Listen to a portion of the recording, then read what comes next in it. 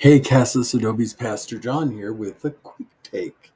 And so I hope you all had a happy Easter.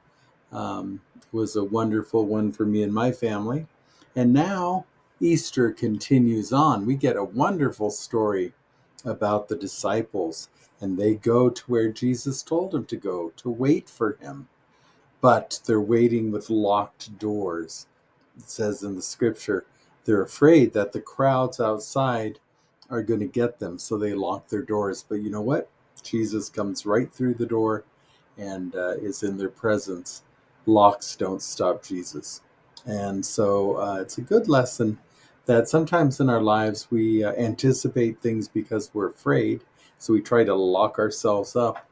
But that spirit of life, that spirit of love, that presence that Jesus represents just comes into the room and is there whether we like it or not, if we are just anticipating it, because that's what the disciples are doing. They're anticipating it. Then there's one person missing. That's Thomas. Thomas says, I'm not going to believe it until I can put my fingers in his wounds.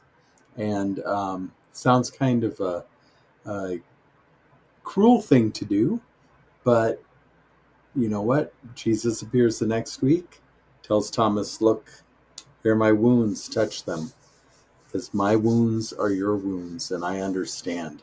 So, whether you try and lock the doors or whether you try and hide within your wounds, that spirit of life, that presence of life that Jesus is, comes in. So, I hope you live life and continue on all those places you need to go. Live into your wounds. Don't be defined by them, but don't be afraid to touch them and move past them. And the same thing too with your locked doors. Kind of, why are your doors locked? What are you trying to lock out? And is it a good thing? And does it matter? So, a couple of things to think about for Easter: be well, be safe, be a blessing. Peace.